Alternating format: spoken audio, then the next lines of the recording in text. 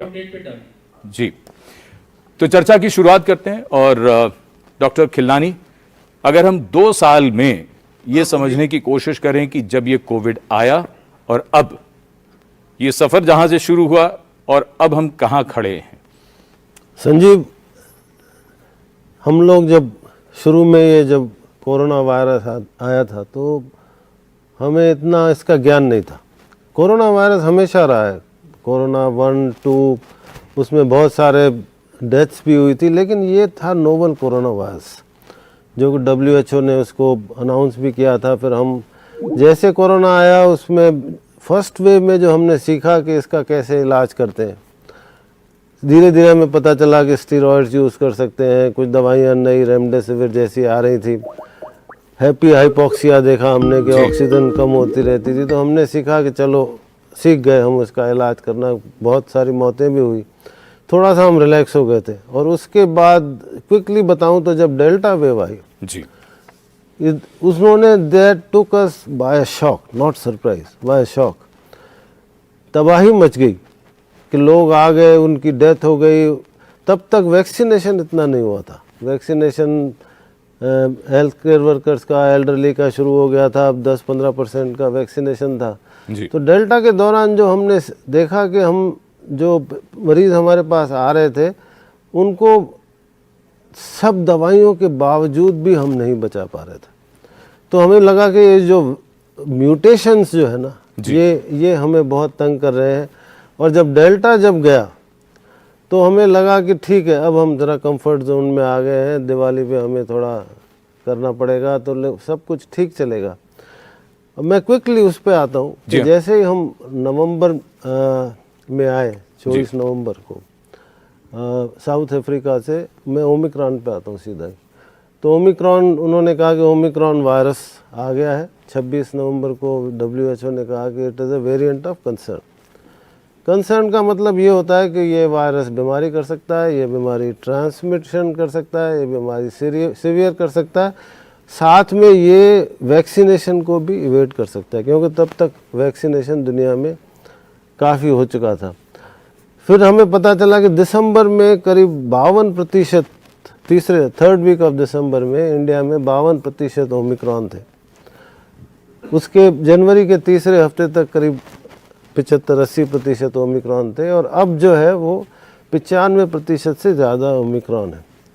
अब मैं आपको बताना चाहूँगा कि ये कॉम्प्लिसेंसी कहाँ से आई। जी, ये बताया गया कि ये ओमिक्रॉन जो है ना वो ज़्यादा कंटेजियस है, डेल्टा से 3 गुना कंटेजियस है, लेकिन ये माइल्ड सी इलनेस करता है। जी, मामूली सर्दी, मामूली सा बुखार आता है, खांसी होती है, चले जाती है, टेस्ट में पॉजिटिव आ जाता है, लेकिन ये कुछ करता नहीं।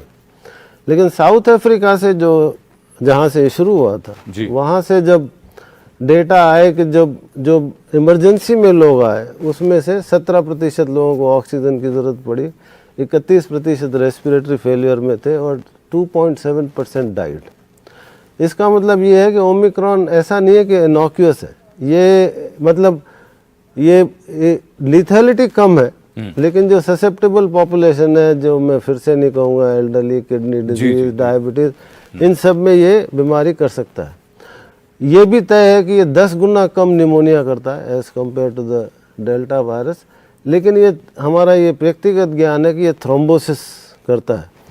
तो आज हम आम दर्शकों के लिए समझा देंगे। हाँ, मतलब ये क्लॉटिंग जो है ना ये करता है। ये हमारा व्यक्तिगत ज्ञान है, जो केसेस हमने देखे हैं, और डेथ्स अभी भी हो रही है। हुआ है सर थ्रोम्बोसिस? ओमिक्रॉन वेव के दौरान हुआ है, उसकी सीक्वेंस नहीं है। लेकिन तो थ्रोम्बोसिस से क्या हुआ लोगों को? थ्रोम्बोसिस से जैसे आंत पैरालाइज हो गई, हार्ट अटैक्स हो गए, थ्रोम्बोएम्बोलिज्म हो गया, इस तरह की स्ट्रोक्स भी हुए हैं, स्ट्रोक्स भी हुए, हाँ, डेथ्स भी हुई और स्ट्रोक्स भी हुए। अच्छा, तो ये ओमिक्रॉन जो है वो इस समय भारत की सिचुएशन क्यों अच्छी है, ये मैं आपको बताना चाहूँगा कि जो जून जुलाई में जो सीरो सर्वे हुआ था तो 76% जो डिस्ट्रिक्ट, गांव, सब जगह हुआ था, 76% जो है सीरो सर्वे में पॉजिटिविटी थी। और अब दिल्ली की बात करें तो 90% सीरो पॉजिटिविटी है।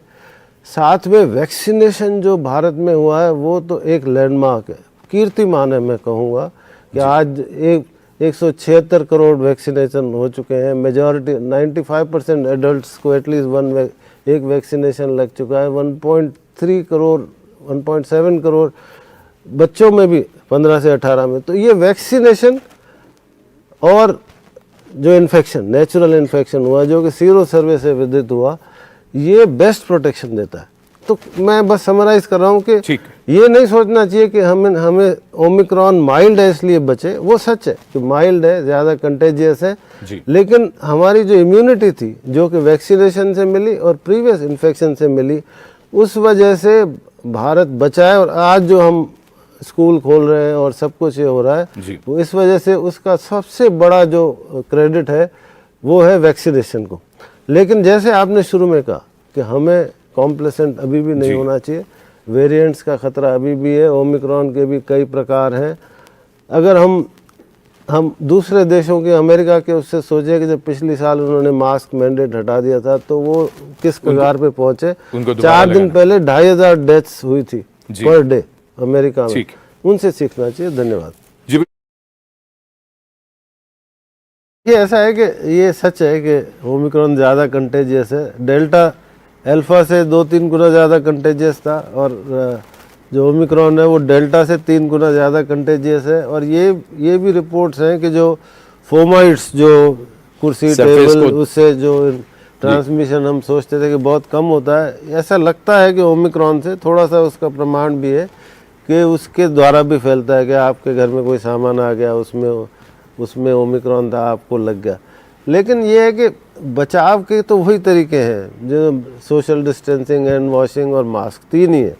लेकिन सबसे इम्पॉर्टेंट बात यह है कि अगर आपको सिम्टम्स हैं, और वो सिम्टम्स जो कॉमन सिम्टम जो अभी ओमिक्रॉन के हो रहे हैं, वो हो रहे हैं स्क्रैची थ्रोट और स्टफी नोज। वहाँ से बात शुरू होती है, हल्का सा बुखार होता है, थर्मामीटर में कभी आता है, कभी नहीं आता है, हल्का सा गले में खराश, खांसी होती है, अंदर से ठंड लगती है, किसी किसी को बैक एक होता है, किसी किसी को पेट खराब होता है। टेस्ट और स्मेल कम जाती है और इतना सिवियर नहीं जाती। अगर आपके पास ये सिम्टम्स हैं तो उसको नज़रअंदाज नहीं करें। ये मत सोचें कि अरे यार ओमिक्रॉन हो गया तो हल्का फुल्का होगा ना। ये न सिर्फ आपके लिए ज़रूरी है, आपके परिजनों के लिए, आपके पड़ोसियों के लिए, और आपके अब ऑफिस सब खुल चुके हैं। तो अगर आपको ये सिम्टम्स हैं तो चाहे तो आप होम टेस्ट कर लें, जो कि घर पे किया जा सकता है, या RT-PCR करा लें। आपका डायग्नोसिस दूसरों को बचा सकता है। और दूसरा ये है कि जो 2500 डेथ्स अमेरिका में हो रही हैं, या साउथ अफ्रीका में हुई, या महाराष्ट्र में हुई, या तो वो उसको हमें नज़रअंदाज नहीं करना चाहिए। और दूसरा ये है कि एक शोध आया था कि जो ट्रिपल वैक्सीनेटेड लोग थे as compare to non vaccinated, उनके जो डेथ रेट थी वो 92 टाइम्स आई थी। 92 टाइम्स, 92% नहीं, 92 टाइम्स आई थी। तो हमें वैक्सीनेशन बचा रहा है। वैक्सीनेशन इन्फेक्शन से कम बचाता है, वैक्सीनेशन जो है सिवियरिटी से बचाता है। ये भी पक्का है कि जो ओमिक्रॉन वायरस है वो वैक्सीन को भी एस्केप कर रहा है।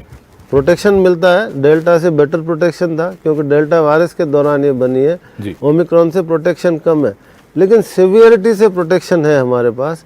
लेकिन जो इनका प्रश्न है कि बचाव के तरीके वही हैं। जब आपको तकलीफ हो तो ज़रूर अपना टेस्ट कराएं, सो दैट आप भी बचें, क्योंकि अभी भी हॉस्पिटलाइजेशन बंद नहीं हुए, हो रहे हैं। अगर हम कॉम्प्लेसेंसी दिखाएंगे तो हमारा सिस्टम ओवरवेल्म हो जाएगा। हमारे अस्पताल में एक टाइम पे ऐसा भी था कि 74 लोगों को कोरोना हो गया था। तो स्वास्थ्य कर्मी भी बहुत अफेक्ट हो रहे थे। तो इसलिए ज़रूरी है कि इसके ट्रांसमिशन को स्लो किया जाए। और डॉक्टर खिलनानी, मास्क का हमने ये संदेश देखा तो एक विचार जो मन में आता है वो ये कि इन 2 वर्षों में मास्क के बारे में हमारी समझ कहाँ पहुंची है, क्योंकि बहुत सी चीज़ों के बारे में नई जानकारी, नई समझ पैदा हुई है। संजीव, जैसे जैसे वायरस म्यूटेट करता गया, वायरस का कैरेक्टर पता चलता गया, वैसे वैसे जैसे जैसे हमारे पास प्रमाण आते गए, उस तरह से हमारा थॉट प्रोसेस और हमारी थिंकिंग भी चेंज होती गई। शुरू में आपको याद होगा कि जब मास्क की बात आई तो ये कहा गया कि वायरस ये काफ़ी बड़ी साइज़ का वायरस है, आप एक कपड़े का मास्क लीजिए और उसको जो है ना पहनिए, वो आपके लिए काफ़ी है। बस ये है कि ट्रिप ऑफ नोज लेके और ठोड़ी के नीचे तक देके अच्छे से उसको बांध लें तो वो काफ़ी है। ड्रॉपलेट इन्फेक्शन है, ये एयरबॉर्न इन्फेक्शन का अभी तक कंसेप्ट इतना आया नहीं था, वो काफ़ी होगा। जी। फिर ये डेल्टा वायरस आया, तब भी यही चल रहा था कि आप एक मास्क पहन लें, 2 मास्क पहन लें, लेकिन अब जो ये ओमिक्रॉन वायरस आया है, और इस बीच ये भी एक शोध आया था जिसमें उन्होंने एल्डरली लोगों को मास्क लगा के वॉक करवाया, और ये पता किया कि कोई ऑक्सीजन में ड्रॉप नहीं होता, कोई डिफ़िकल्टी नहीं होती, क्योंकि लोग मास्क नहीं लगा रहे थे इसलिए कि उनको सांस घुटती थी या उनको कोई ब्रीदिंग ट्रबल होती थी। लेकिन अब जो बदलाव आया है वो ये है कि इस ओमिक्रॉन के लिए जो कपड़े का मास्क है वो नाकामयाब है। अच्छा। उसको जो कोई भी कपड़ा ले लें वो नाकामयाब है, उसकी जो चाहे वो एफिकेसी, मल्टीपल लेयर का भी हो। हाँ, वो नाकामयाब है, और उसकी जो एफिकेसी है एट बेस्ट 30 to 60%, जो कि एक्सेप्टेबल नहीं है। जो मास्क आपने लगा रखा है, ये 3 प्लाई मास्क है, ये सर्जिकल मास्क है, इसकी एफिकेसी 80% है।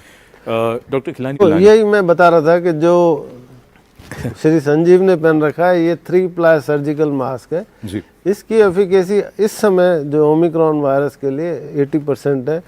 जो ये N95 मास्क है जो मेरे हाथ में है, जो कि हम हॉस्पिटल में पहनते हैं, इसकी एफिकेसी 95% है। अब आप ये N95% जो मास्क होता है वो महंगा होता है, और इतना उपलब्ध भी सबको शायद ना हो। तो अगर आपके पास सर्जिकल मास्क है और साथ में एक कपड़े का मास्क, अगर 2 मास्क मिला लेते हैं तो इसकी एफिकेसी भी क्लोज टू 95% होती है। और जो इन्होंने तरीका पूछा, जो मिस्टर संजीव ने जैसे बांध रखा है मास्क, इसको अगर आप देखेंगे तो इन्होंने नाक के ऊपर बांध रखा है, नाक के ऊपर टाइट भी कर रखा है, और इनका जो निचला हिस्सा है, अपना हाथ रखें वहाँ पे, निचला हिस्सा इनकी ठोड़ी के नीचे है, और इसको ठीक से इन्होंने बांध रखा है। यही तरीका सही है बांधने का।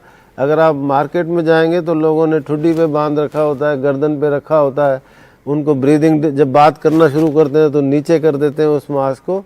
ये सब गलत विधियां हैं। तो समराइज़ करूं, कपड़े का मास्क इस समय नो। सर्जिकल मास्क अगर आप डबल मास्क करें कपड़े के साथ तो चलेगा। अगर आप N95 मास्क यूज़ करते हैं, उसको ठीक से बांधते हैं, तो वो काफ़ी है मेरे हिसाब। अच्छा, और दूसरा जो इनके सवाल में एक और बात थी कि अगर N95 के साथ पहन रहे हैं या इवन कपड़े के साथ भी पहन रहे हैं, तो पहले कौन सा पहने और ऊपर कौन सा पहने? जनरली कपड़े का मास्क अंदर पहना जाता है, उसके ऊपर दूसरा मास्क पहना जाता है, लेकिन वही ठीक है। और ये बताना चाहता हूँ कि जो 3 प्लाई मास्क होता है वो डिस्पोजेबल होता है, वो एक दिन से ज़्यादा इस्तेमाल नहीं किया जा सकता है, उसको डिस्पोज ही करना होता है। N95 के साथ सर्जिकल मास्क पहना जाए या उसकी कोई आवश्यकता नहीं है? N95 के साथ सर्जिकल मास्क हम पहनते हैं जब प्रोसीजर करते हैं, जो डॉक्टर लोग और हेल्थ केयर वर्कर होते हैं। जो पब्लिक एट लार्ज मैं नहीं सजेस्ट करूंगा कि इतना ज़रूरी है कि 2-2 मास्क लगाएं, वो मुश्किल होता है। ये खास तौर पर अगर हम जैसे पैक्सलोविड की बहुत बात हो रही है और चीज़ों की बात हो रही है, क्या सिचुएशन? हाँ, संक्षेप में बताऊंगा कि एक तो hydroxychloroquine, tetracycline, doxycycline, ivermectin, azithromycin, favipiravir, इसका कोई रोल नहीं है जी। इस समय प्लाज्मा थेरेपी है, मैं उस पर आता हूँ। अच्छा। तो उसके अलावा जो कंसेप्ट है कि बीमारी को सीवियर होने नहीं दिया जाए। ठीक है। डायग्नोसिस जल्दी हो जाता है, RT-PCR सब जगह मौजूद है, होम टेस्ट सब जगह मौजूद है। अब कॉन्सेप्ट ये है कि बीमारी को जल्दी डायग्नोस किया जाए और एकदम से ऐसी दवा दी जाए कि वो सीवियर हो ही ना जी। उसके लिए ये है कि जो लोग इम्यूनो कॉम्पिटेंट हैं, जो लो रिस्क हैं, उनको कोई इलाज की ज़रूरत नहीं है। सिर्फ सिम्टोमेटिक क्रोसिन वगैरह जो भी एंटीहिस्टामिनिक दर्द की दवा दे के। लेकिन जो ससेप्टेबल पॉपुलेशन है, जिसका सबको पता है, उनके लिए ये चीज़ें हैं कि अगर जल्दी डायग्नोस हो जाता है with in 5 days of symptoms, तो उनको या तो एंटीबॉडी दी जाती है जिसको मोनोक्लोनल एंटीबॉडी कहा जाता है। जो एंटीबॉडी अभी भारत में उपलब्ध है वो ओमिक्रॉन के खिलाफ कारगर नहीं है, लेकिन एंटीवायरल ड्रग मोलनुपिराविर और पैक्सलोविड, ये 2 दवाइयाँ हैं। अगर विद इन 5 डेज दिया जाए तो मोलनुपिराविर 30% सीवियरिटी को कम करता है, पैक्सलोविड 87% कम करता है, और रेमडेसिविर अगर 3 दिन के लिए दिया जाए तो वो भी 87% सीवियरिटी को कम करता है। तो उद्देश्य ये है, प्लाज्मा थेरेपी का इस समय कोई रोल नहीं है और वो बिल्कुल खत्म हो गया। आपने बहुत स्पष्ट सब बता दिया। अब समय को खिलनानी क्या कहना हाँ, चाहेंगे? बस ये कहना चाहता हूँ कि 6 महीने के दौरान वैक्सीन के बाद उसकी जो एंटीबॉडी लेवल है और इन्फेक्शन के अगेंस्ट एफिकेसी कम हो जाती है। तो ये देखा गया है कि जब भी कोविड कम होता है या मौत की दर कम होती है तो कॉम्प्लिसेंसी आ जाती है, लापरवाही आ जाती है। प्रिकॉशनरी डोज जो 3rd डोज है हाँ। वो बहुत ज़रूरी है। जब भी आपका समय आए उसको ज़रूर ठीक लगाएं। ये ना सोचें कि कोरोना चला गया है तो क्या ज़रूरत है।